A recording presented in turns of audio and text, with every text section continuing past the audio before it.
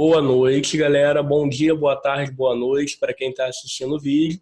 Hoje nós iremos recordar, na verdade, iniciar o nosso curso de Geometria Euclidiana Plana. A gente vai estar trabalhando, estudando nesta aula a história da geometria euclidiana, a ideia da diferença entre a geometria euclidiana e as geometrias não euclidianas. Vamos entender por qual motivo, a gente adota ela como verdade absoluta na nossa geometria, porque nós utilizamos ela, e que não existe somente a geometria euclidiana no nosso dia a dia. Temos também elementos da geometria não euclidiana que também nos cercam, sendo que em predominância nós temos a geometria euclidiana, tá? Então, segurem aí, peguem um caderno, peguem um lápis, borracha, vamos anotar aí o mais importante que eu neste vídeo. Bem, monitor Gabriel Ferreira Farias, da Universidade Federal Rural do Rio de Janeiro, e vamos para a nossa aula 1 sobre axioma. Bem, antes da gente começar a estudar de fato, o que a gente vai ver, a gente fazer as atividades, eu tenho uma pequena apresentação, uma pequena ordenação aí das nossas aulas, Primeiro a gente vai entender as técnicas de demonstração, porque a geometria euclidiana ela é baseada fundamentalmente em demonstrar. Então, a gente vai ter que demonstrar diversas proposições. Entender o que é uma proposição, o que é um axioma, o que é um teorema, o que é um corolário. E a gente vai partir, obviamente, para os axiomas de incidência em ordem. Bem, quando a gente vai demonstrar alguma coisa, a gente tem que tomar muito cuidado, porque existem duas técnicas de demonstração básica, Bem, é só a definição, porque saber a definição já é o básico do básico. E aí a gente tem dois tipos de demonstração, Primeiro, a nossa demonstração direta, e a demonstração indireta. O que é uma demonstração direta? Bem, sempre que você tem uma proposição, quando você quer provar alguma coisa, você tem uma questão para fazer, você tem dentro dessa questão uma hipótese e uma tese. O que é hipótese e o que é tese? A hipótese é tudo aquilo que você assume como verdade. Na verdade, são as regras do jogo. É tudo aquilo que eu sei que eu posso assumir como verdade para eu conseguir chegar no meu objetivo. E quem é o meu objetivo na geometria euclidiana? O meu objetivo, não só na geometria euclidiana, na matemática por completo, é provar a tese. A tese é tudo aquilo que você quer provar. Então, por exemplo, digamos que eu tenha uma fatia de pizza, E aí, na verdade, uma pizza inteira, e aí eu divido em 4 fatias. Para cada fatia, é como se fosse uma parte da minha tese. Então, é a hipótese. Então, se a gente fosse representar a pizza por completo, é a minha tese, que é aquilo que eu quero comer, Quero preparar, é a minha pizza completa. E cada fatia seria a minha hipótese 1, hipótese 2, hipótese 3 e hipótese 4. Ou seja, tudo aquilo que eu tenho como verdade, e aí eu junto todo mundo, e aí eu formo a minha pizza. Ou seja, eu consigo chegar na minha tese. E aí, qual é a ideia?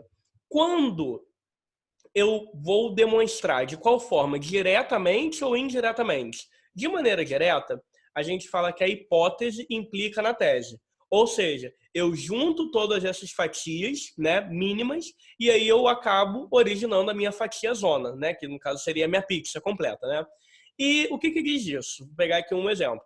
Se cada pessoa tem uma digital, então existe apenas um único RG para cada pessoa. Ou seja, usando a hipótese de que cada pessoa tem uma única digital, ou seja, a minha digital é diferente da tua, que é diferente da pessoa que está ao seu lado, na sua casa, enfim.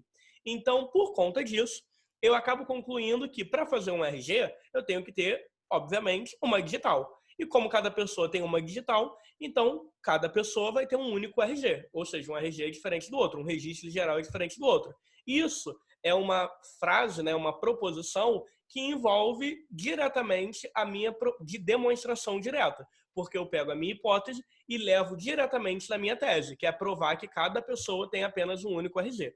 Ou seja, se eu fosse separar hipótese e tese, se cada pessoa tem uma digital, isso daqui é a minha hipótese, que eu estou assumindo como verdade. Então, prove que existe apenas um RG por pessoa. Então, isso aqui seria a minha tese. É claro que eu não tenho que provar isso, porque é meio óbvio. Porque cada pessoa tem uma digital, na hora de fazer a digital, na hora de fazer o RG, eu tenho que botar uma digital, então eu teria apenas um único RG para cada pessoa. Pronto, eu acabei de provar que cada pessoa tem um único RG. Usando o quê? Que cada pessoa tem uma digital. Ou seja, o que eu estou usando para provar é a minha hipótese. E o que eu quero provar é a minha tese. Bem, o que é demonstração indireta? A demonstração indireta é aquela que faz o sentido contrário. Eu nego aquilo que eu quero provar para eu chegar na negação da minha hipótese. Ou seja, eu nego a minha pizza completa para eu negar alguma fatia. Essa é a ideia. Então, olha o que eu falo. Se duas retas se intersectam em mais de um ponto, então elas não são distintas. Obviamente, a gente sabe que duas retas se intersectam em apenas um ponto. Eu falei que duas retas se intersectam em mais de um ponto, em mais de um. Mas se isso acontece, eu estou negando a verdade absoluta. Então eu tenho que chegar numa outra negação. Então elas não são distintas, ou seja, elas são a mesma reta. Então a ideia da demonstração indireta é você negar a minha tese para chegar na negação da hipótese. E quando a gente usa a demonstração indireta, principalmente? Quando eu quero provar isso daqui, hein, gente? Unicidade. O que é unicidade? É quando eu quero provar que uma coisa é única. Por exemplo, prove que existe uma única Jéssica. Então, eu quero provar que só existe uma Jéssica. Então, eu tenho que considerar por contradição, ou seja, de forma indireta, né, demonstração indireta, a gente escreve por contradição, que existem mais de uma Jéssica, ou seja, pelo menos duas. E aí eu vou chegar numa outra contradição.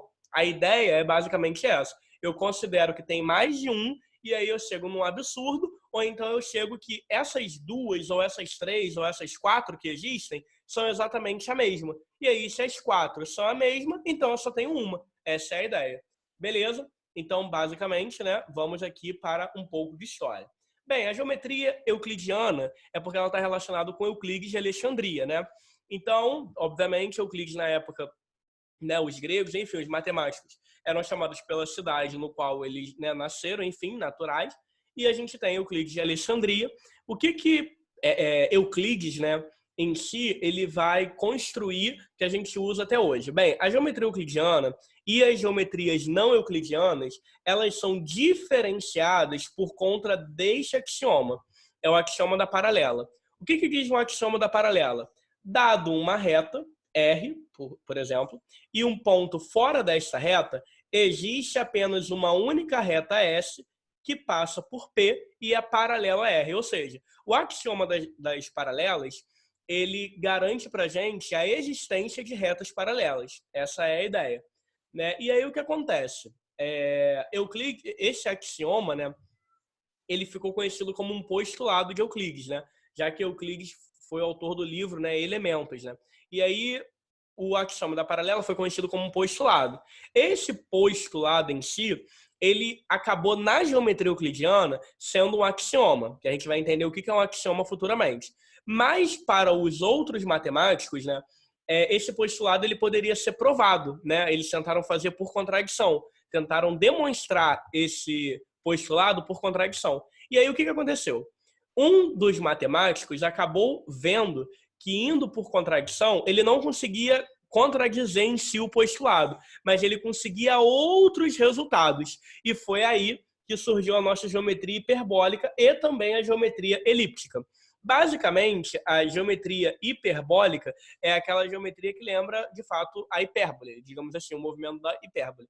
E onde a gente consegue encontrar, né, traços dessa geometria hiperbólica? A ideia da geometria hiperbólica, ela vai dizer para a gente o seguinte, que esse ponto, né, fora de uma reta, fala que existe uma única reta paralela. No caso da geometria hiperbólica, vão existir infinitas retas paralelas. A primeira, essa é a ideia. E na geometria elíptica, que lembra a ideia de elipse, mas no caso, imagine uma esfera. A esfera está dentro da geometria não euclidiana, que seria a geometria da elíptica, né? Que é o outro nome que a gente pode dar.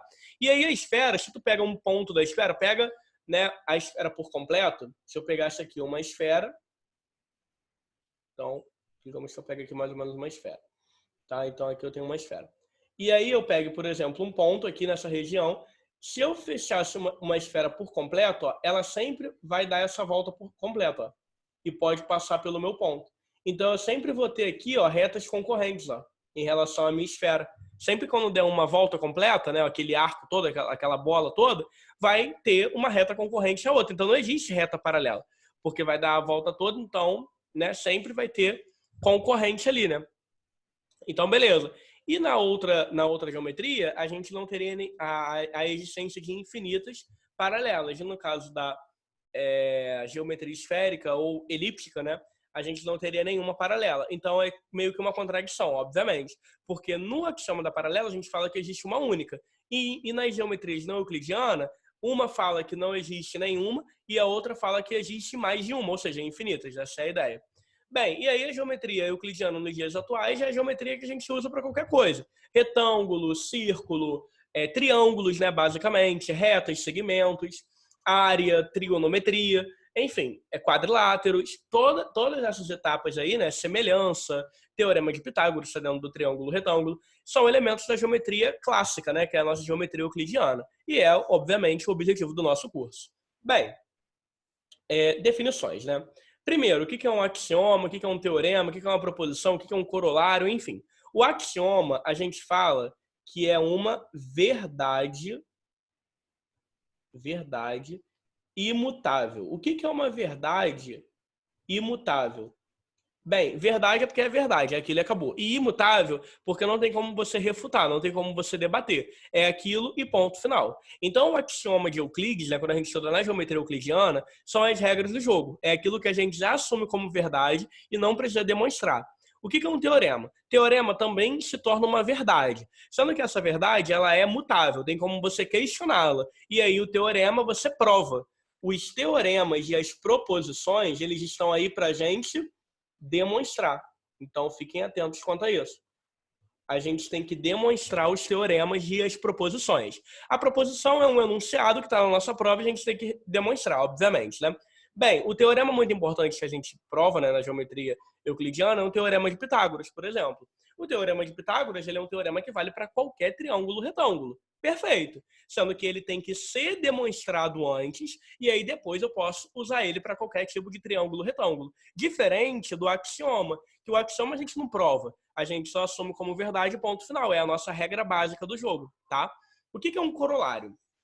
O corolário a gente chama de resultado imediato. O que é um resultado imediato? Bem, imediato, logo em seguida alguma coisa. O corolário é o resultado imediato de um teorema. Então, por exemplo, eu provei o teorema de Gabriel. E aí esse teorema de Gabriel desencadeou outros resultados da matemática. Esses pequenos resultados a gente chama de corolário, que é um resultado que ele é advindo, né? Ele é proveniente de um teorema. Então, eu provei um teorema e aí esse teorema provado e válido, eu posso encontrar outros pequenas afirmações que vêm deste teorema. Essa é a ideia. Por exemplo, classificar um triângulo em acutângulo, obtusângulo e retângulo pelo teorema de Pitágoras. É um resultado imediato pela demonstração do teorema de Pitágoras, né? Dito que, dado um triângulo retângulo, o quadrado da hipotenusa é igual à soma das medidas dos quadrados dos catetos. A partir disso, né, a gente consegue considerar triângulos que não são retângulos, e aí a partir deste teorema a gente consegue ver se é maior ou menor, né, o quadrado da hipotenusa é maior ou menor, e a gente consegue provar se o triângulo é obtusângulo ou acutângulo. Então, é um resultado imediato depois da demonstração de um teorema. Então, é um corolário. Essa seria a ideia. Tá? Beleza. Então, agora a gente vai para o próximo.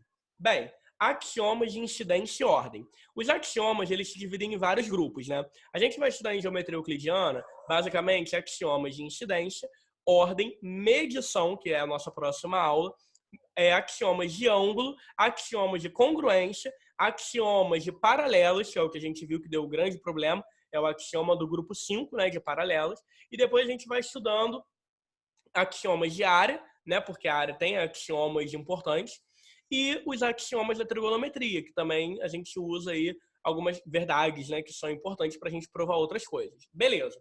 E aí, bem, o axioma, qual é o pré-requisito? Ter eles decorado na cabeça. Porque tendo o axioma decorado é mais fácil para você resolver uma determinada questão. Bem, axiomas de incidência e ordem. Axioma de incidência, né, tá desse lado aqui, obviamente, botei aqui separado, e o de ordem aqui embaixo. Bem, o que diz basicamente o axioma, que é uma verdade? No 1, qualquer que seja a reta, existem pontos que pertencem ou não pertencem à reta. Isso é meio óbvio. Então, se eu pego uma reta R no meu plano, eu tenho um ponto que está fora e eu tenho um ponto que está dentro. Beleza, acabou. É um axioma, uma verdade, ponto. E o mais importante, esse daqui é um axioma de extrema importância, porque quando a gente estuda função e geometria analítica, né, no geral, a gente usa o conceito dele para montar uma reta. O que ele fala? Dados dois pontos diferentes, então se eu pego um ponto A e um ponto B, existe uma única, então o axioma ele garante a unicidade da reta. Existe uma única reta que passa por esses dois pontos. Então, a cada dois pontos diferentes, eu tenho uma reta que passa por eles. Essa é a ideia. Na verdade, uma única reta, obviamente. Bem, axiomas de ordem estão relacionados com a ordenação dos pontos em uma reta. E aí ele fala o seguinte, dados três pontos de uma reta, um e apenas um deles está entre os outros dois. É meio óbvio, né? Se eu colocar o ponto A, C, B, o C vai estar entre A e B, ou o B vai estar entre A e C, ou o A vai estar entre B e C. Sempre vai ter um ponto no meio de dois, né? 1, 2, 3, então tem um no meio. Se eu tivesse 4 pontos, né? Se eu botar A, C, D e B, eu vou ter sempre 2 no meio dos dois extremos e 1 no meio dos outros dois. Ou seja, o C e B está entre A e D. E o C está entre A e B e o B está entre C e D. É só para garantir que existe mais do que 3 pontos. Eu poderia colocar 4, 5 e assim vai. E o que significa o axioma 3? Uma reta determina exatamente dois semiplanos. A ideia é você pegar o meu... Por exemplo, se eu pegasse o meu plano cartesiano e eu traço uma reta aqui, eu tenho um semiplano para cima e eu tenho um semiplano para baixo, porque eu divido ele em duas partes, então fica semiplano. E aí, se você fizer a interseção dos dois semiplanos, o para cima e o para baixo, o que vai estar nos dois ao mesmo tempo é quem está dividindo, ou seja, a própria reta. Então é isso que o axioma 3 fala, tá? Beleza? Exercício de aprofundamento.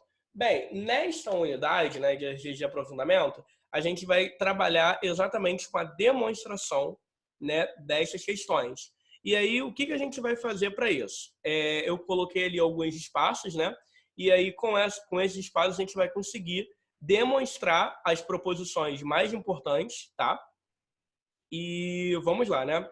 Então, vamos aqui para o nosso primeiro espaço. Resolução aqui da questão número 1. Exercício 1. Então, o que eu tenho aqui? No exercício 1, eu falo o seguinte. Prove que duas retas distintas ou não se intersectam ou se intersectam em um único ponto. Primeiro, vamos separar o que é hipótese e o que é tese. Eu tenho isso daqui, ó. Duas retas distintas. Isso é o que eu tenho. Então, isso daqui é a minha hipótese. Aí, o que eu quero provar? Que elas ou não se intersectam ou se intersectam em um único ponto. Então, isso daqui é a minha tese. É o que eu quero provar. Beleza. Então, é meio óbvio, né? Que ou duas retas são concorrentes ou duas retas são paralelas. Bem, para este caso aqui, eu vou usar, obviamente, uma caixa de texto para a gente estar analisando primeiramente como seria uma escrita, né, dessa demonstração. Então, vou colocar aqui um espacinho e vamos escrever. Bem, primeira coisa, lembra que eu falei que a existência da paralela é verdadeira? Porque na geometria euclidiana a gente sabe que existem paralelas. Então, se R e S sendo retas distintas são paralelas, não há o que provar, realmente. Não há o que provar, porque a gente sabe que na geometria euclidiana é comum a existência, né, obviamente, de retas paralelas. Aí vem a ideia, preste atenção. Agora eu quero provar que R e S se intersectam em um único ponto, ou seja, eu quero provar exatamente isso daqui, ó. Eu tenho aqui a reta R, tenho aqui a reta S e elas se intersectam em um único ponto, ponto P. Então eu quero provar, galera, unicidade. Eu quero provar unicidade. Se eu quero provar unicidade, a gente já sabe como vai demonstrar. Sempre que eu quero provar unicidade, eu provo por contradição. Então, por contradição, ou seja, de maneira indireta, por contradição, eu tenho que negar a tese para chegar numa negação da hipótese. E aí, a minha tese é falar que elas se intersectam em um ponto. Então, eu vou falar, por contradição, considere que R e S se intersectam em dois pontos. Pelo menos. Beleza, porque eu quero provar que é um, então é pelo menos 2 pontos. Logo, teríamos duas retas distintas se intersectando em pelo menos 2 pontos. Bem, de forma ilustrativa, o que eu estou falando, o meu absurdo aqui é isso daqui. Ó. Eu tenho a reta R e a minha S está assim, ó, zigue-zague. Só que zigue-zague não é reta, né, gente? Porque reta é reta. Reta é um segmento ilimitado, né? Então, tomem cuidado quanto a isso. Não existe zigue-zague. Isso daqui é bem, não tem como. Agora, o primeiro é verdade. Eu quero provar o verdadeiro. Aí, vamos lá. Olha o que está acontecendo. Preste atenção. Aí, aqui tem que ter uma jogada com axioma importante. Ó. Eu tenho duas retas diferentes que se intersectam em mais de um ponto. Só, entretanto, isto gera um absurdo com o axioma 1, já que o mesmo relata que dados dois pontos distintos, existe uma única reta que os contém. E não duas. Logo, neste caso, R e S seriam a mesma reta e não distintas. O que contradiz a minha hipótese. Lembra? O que eu falei? O que eu falei lá na minha demonstração indireta? Eu nego a tese, olha aqui, ó, vamos voltar aqui rapidinho. O que diz aqui? Ó? Eu nego a tese, esse tio aqui é negação, eu nego a tese para concluir uma negação da minha hipótese. E olha o que aconteceu aqui. Eu neguei a minha tese, eu falei que elas se intersectam em mais de um ponto. E eu cheguei numa negação da minha hipótese. Por quê? Por conta do meu axioma 1 de incidência. Importante você saber em qual grupo ele está. Porque o axioma 1, ele fala que dados dois pontos, eu tenho uma única reta. Só que eu estou falando que eu tenho 2 pontos, pelo menos, e eu tenho duas retas diferentes em 2 pontos. Só que não pode, porque o axioma fala que dados 2 pontos, eu tenho uma única, e não duas. Então, se eu tenho uma única, pelo axioma, R e S não podem ser distintas. Elas têm que ser iguais, a mesma reta. Sendo que não pode ser igual, porque, por hipótese, elas são distintas. Então, eu neguei a minha tese para chegar na negação da minha hipótese. E deu certo. Como aconteceu? Qual é a minha conclusão? Aqui, ó. Logo, como houve um absurdo com a hipótese,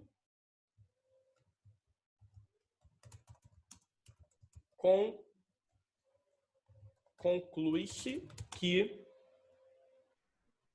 R e S ou são paralelas, porque eu não tenho o que provar, ou se intersectam em um único ponto. Essa é a ideia. Tá? Então, essa é a demonstração. Então, eu queria provar isso daqui, né, gente? Ó. É basicamente isso daqui que eu queria provar, e foi provado. Tá? Beleza, vamos para a questão agora, número 2. Na questão número 2, eu tenho o seguinte, né? Vamos voltar lá rapidinho para o enunciado. Ele fala o seguinte, ó. Para as semirretas determinadas por 2 pontos, A e B, então eu tenho duas semirretas. Só que tem uma coisa aqui muito importante que a gente tem que colocar, que é fundamental. O ponto C, tem que acrescentar aqui. O ponto C, ele pertence à semirreta SAB e ele pertence à semirreta SBA. Tem que tomar cuidado com isso que eu decidi complementar. Então, complementa aí.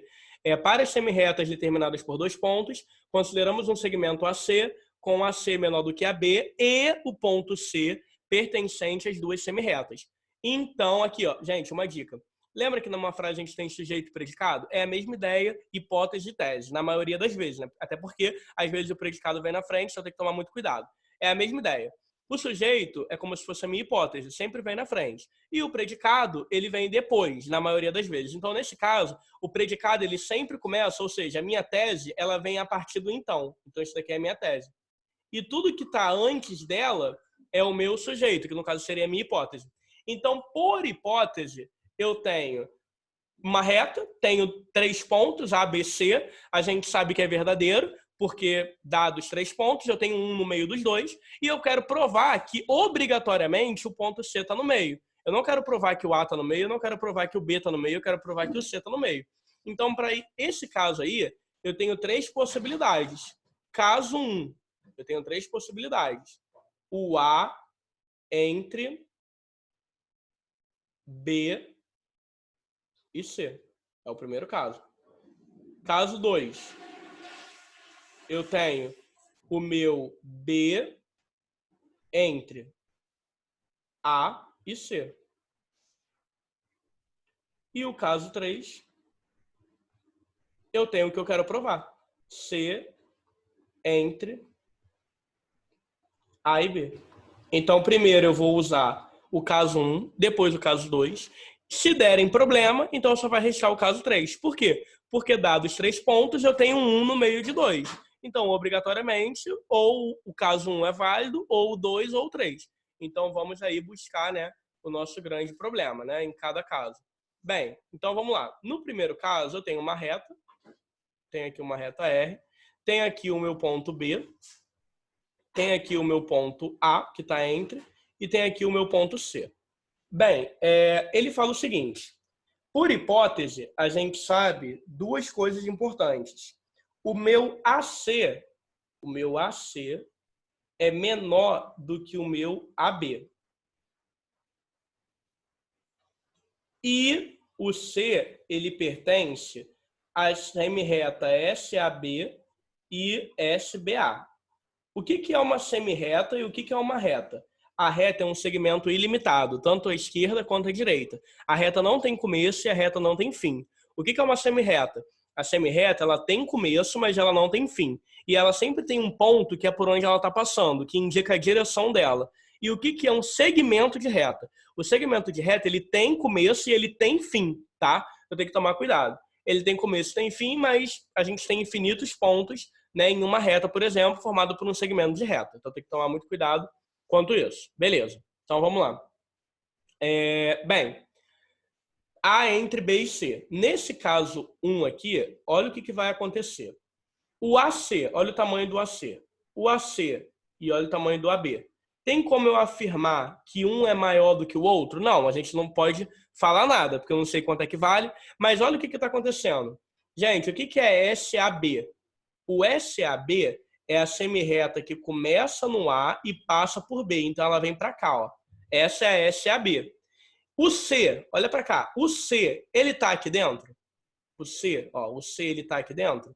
Não, ele não está. Como ele não está, então houve um absurdo. Então, essa suposição aqui, ó, é um absurdo matemático. Então, aqui é um absurdo. Bem, vamos para a próxima agora. Na próxima, eu tenho o B entre A e C. Então, eu tenho R aqui. Tenho as extremidades, né? A e C. Tenho B. Olha o que acontece nesse caso aqui. Olha o problema. Gente, olha o tamanho do AC. O AC é isso tudo, ó. E olha o tamanho do AB. Gente, não tem como, né? O AC, neste caso aqui, o AC é o que do AB? É maior. Porque o AB é uma parte do AC, neste caso. Só que isso daqui, galera, isso daqui é um absurdo. Como é um absurdo, não pode esse caso. E agora, não precisa nem furar com as duas. Se furou com uma, meu filho, já foi. E aí, no último caso, a gente tem uma reta R. Aí aqui eu tenho o meu ponto A, tenho o meu ponto B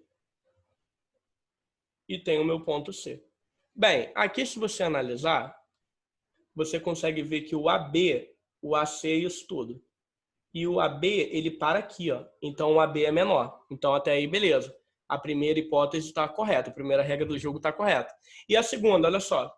O S... Aqui é C, gente. Desculpa, aqui é C. Aqui é o ponto C. E aqui é o ponto B. Beleza. O AB é maior do que o AC, tá? Então, até aí tranquilo. O AC continua sendo menor. Eu só troquei os pontos ali. E agora, qual é a outra coisa importante? Só para ficar mais direto, né? Porque a gente não pode colocar isso daqui tudo, a gente pode apagar, né? Porque a minha preguiça é muito grande, mas vamos lá. Aqui é o meu ponto C e aqui é o meu ponto B, tá? Então, o AC é menor do que o AB, tranquilo? E agora, olha só. Se você pegar a semirreta SAB, ó, ela passa pelo C, ó, ela vem para cá. E se você pegar a semirreta SBA, ó, ela volta. E ela também está pegando o ponto C. Então, o C ele pertence a ambas. Então, no caso 3, é um único caso válido. É a única possibilidade. Logo, a gente conclui que C está entre A e B. Isso é verdadeiro, tá? Beleza. Vamos aí voltar aqui para o exercício. Bem, dados 3 pontos num plano, quantas retas podemos formar? E se forem 4? Bem, aqui tem uma dica. Quando você tem 3 pontos não colineares num plano, a cada 2 pontos eu tenho uma reta. Não é isso que o meu axioma garante? Então, eu posso traçar uma reta aqui e uma reta aqui. Então, eu tenho ao todo 3 retas, quando eu tenho 3 pontos. Quando eu tenho 4 pontos, então, deixa eu pegar aqui o A, pegar aqui o B, pegar aqui o C e o D. Bem, eu teria a reta A com B, eu vou fazer a combinação entre eles. Eu já dei até a dica aqui, né? Aqui, o A com C, calma aí. Aqui é o meu A. Eu posso fazer aqui o meu A com C. Posso fazer o B com D, então aqui eu tenho 4. Aqui eu teria 5, né? E eu teria 6, que é o C com D. Então eu tenho ao todo 6 retas. Tranquilo. Sendo que qual é o padrão? A cada 2 pontos eu tenho uma reta. Então, se eu tivesse N pontos, eu teria que dividir, que não é dividir no caso, é combinar, né? Dividir de 2 em 2. Então, quem é o meu padrão? Que eu pergunto na outra etapa, né? Quem é o meu padrão? Bem, o meu padrão é a combinação de N 2 a 2, porque eu tenho N pontos, N fatorial. Isso daqui vai me dar a quantidade de retas que eu tenho. Aí vai ficar N menos 2 fatorial sobre 2 fatorial. E se fosse tirar o fatorial de todo mundo, a gente poderia escrever de uma única forma da seguinte maneira. N que multiplica N menos 1, tudo isso dividido por 2, simplificando aí, porque vai ficar N vezes N menos 1 vezes N menos 2 fatorial, aí corta. Aí essa é a minha fórmula, N que multiplica N menos 1 sobre 2. Esse daqui é o meu padrão, né? Então, se eu tivesse 3 pontos, ficaria 3 vezes 2 dividido por 2, daria 3. E 6 vezes 5, 4 pontos, 4 vezes 3, 12. 12 dividido por 2, 6, que foi o que a gente fez ali em cima. Porque se eu tivesse uma questão com 40 pontos, aí eu teria que fazer 40 vezes 39 dividido por 2. Essa é a ideia. Beleza? Então, vamos à próxima etapa. Bem, na próxima etapa, a gente vai marcar pontos e vai ver a interseção. Essa daqui é fácil, dá para vocês tentarem fazer, tranquilo, né? Qualquer coisa aí, só pedir o gabarito depois. Para a galera, essa aula é direcionada para a galera da graduação, do primeiro período. Eu tenho o material, né, com PDF, tem a resolução das questões, né? Na verdade, essa aula só está sendo regravada, porque essa aula é seguida pelo Zoom, né? Então, ela é ao vivo, e aí eu tenho uma interação maior com os alunos, mas para quem não pode, né, não deu tempo, enfim, o horário não bateu, eu faço essa aula extra, né, para estar pegando os conceitos aí primordiais. Mas aí, enfim, eu tenho o gabarito dessa questão, é basicamente marcar os pontos e ver o que é união e o que é interseção. E aí, vamos para a nossa última questão para fechar o nosso vídeo, né? Prove que uma reta tem infinitos pontos, né? Um segmento e uma reta tem infinitos pontos. Como é que a gente vai provar isso? Isso é rápido. Se eu pegar aqui uma reta R, qualquer, eu quero provar que tem infinitos pontos nessa reta. Como é que eu provo isso? Bem, primeiro a gente sabe que para eu ter a reta eu tenho que ter 2 pontos, né? Então eu tenho o ponto A e tenho o ponto B, obviamente. Sendo isso explicando bem diretamente. Sendo que a demonstração direta, na verdade, porque eu não quero provar unicidade, é infinitos pontos, então é nada de unicidade aqui.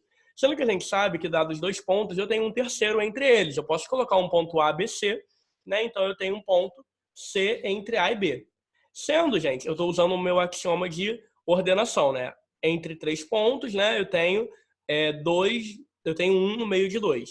Sendo que se você comparar o A com C, eu posso marcar um terceiro ponto D aqui. E se você marcar do A com D, você tem um ponto E desse lado. Se você marcar o C com B, você tem um F. Se você pegar o F com B, você tem um G. Ou seja, tanto a minha esquerda quanto a minha direita, eu vou adicionando pontos ilimitadamente. Ou seja, eu vou colocando pontos à direita e à esquerda. E outra coisa, se eu pegar o G com B, o B ele poderia estar entre G e H. Eu poderia ter um ponto H aqui. Ou seja, eu vou ter infinitos pontos tanto à esquerda quanto à direita. Tanto que a reta, né, é ilimitada tanto para a direita quanto para a esquerda. Qual axioma eu usei? Eu usei que dados 3 pontos, eu tenho 1 no meio deles. E aí eu sempre vou acrescentando de 1 em 1, tanto à esquerda quanto à direita. E como eu vou colocando de forma ilimitada, porque eu não tenho uma trava, eu não tenho um pause, eu tenho infinitos pontos dentro de uma reta. Essa é a ideia. Bem, a minha questão 6, né? Voltando aqui rapidinho. A minha questão final, ela fala o seguinte: prove que fora de uma reta passam infinitos pontos. A gente precisava saber que numa reta eu tenho infinitos pontos para conseguir provar essa. Então, por exemplo, eu tenho uma reta R e tenho o meu axioma 1 de incidência garante que, dado uma reta, eu tenho pontos dentro dela e fora dela. Então, eu tenho pelo menos 2 pontos aqui, A e B, e eu tenho pontos fora dela, C e D. Né? Eu poderia ter um E aqui, enfim, não importa, eu tenho pontos dentro e fora. É o primeiro axioma. E a gente sabe que, dados 2 pontos, eu tenho outra reta. Então, olha só, eu poderia traçar outra reta aqui, uma reta S. Beleza? E eu poderia traçar uma outra reta que conecte, né? É o C com E, uma reta T. Só que a gente sabe, o nosso objetivo aqui é essa reta R. Eu quero provar que fora dela eu tenho infinitos pontos. Só que a gente sabe que uma reta tem infinitos pontos. Então a reta S, que não tem nada a ver com R, são retas diferentes, ela tem infinitos pontos. E a reta T, que tem, obviamente, tem aqui um ponto de interseção, né? Poderia não ter, mas acabou tendo, ela também tem infinitos pontos, tanto para cima quanto para baixo.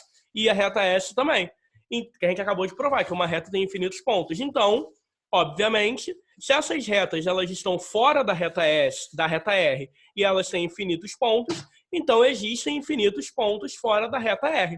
Essa é a ideia. Então, quais axiomas eu usei? Na verdade, eu usei o resultado de que fora de uma reta eu tenho infinitos, que dentro de uma reta eu tenho infinitos pontos, esse foi o argumento primordial, e usei o axioma 1, né? Que dados 2 pontos, eu tenho uma única reta. Na verdade, eu poderia usar também que eu tenho D com C, aí eu formei uma reta. Depois eu poderia marcar outros 2 pontos, e aí eu teria infinitas retas. Se eu tenho infinitas retas, eu tenho infinitos pontos, porque uma reta já tem infinitos pontos, então eu teria basicamente infinito vezes infinito, que daria infinito, né? Porque é um número muito grande. Só aumentaria mais ainda. Então, obviamente, fora de uma reta eu tenho infinitos pontos. Esse é o princípio. Claro que eu só desenhei e estou falando, isso tem que ser escrito. Mas como o material escrito já está, né, bem explícito, eu só estou comentando aqui para entender a ideia, né? Porque é muito mais fácil quando você fala e explica as etapas um por um. Mas é claro que eu indico assistir a aula com o material, né, ao mesmo tempo, que aí já vai ter uma base. Bem, a aula termina aqui. Agradeço aí a participação de quem chegou até o final e vamos acompanhando o canal. Se inscreva, deixe seu like aí, indica para os amigos aí, vamos lutando aí porque vamos vencer essa quarentena, né, na força do ódio aí. Vamos focar e é isso daí, galera. Fechou? Mais uma aulinha. Semana que vem minha agenda, né, tá com mais uma aula de euclidiano na segunda-feira. Na quarta-feira a gente vai ter mais uma aula de GAP. E para os alunos do segundo período, a gente vai estar trabalhando com a aula de cálculo 1. E eu vou estar gravando também limites. A gente vai começar por definição formal de limite e noção intuitiva de limite. Então é isso, galera. Se liga no canal aí. Fiquem atentos. Se cuidem. Cuidado com corona. E é isso. Até a próxima.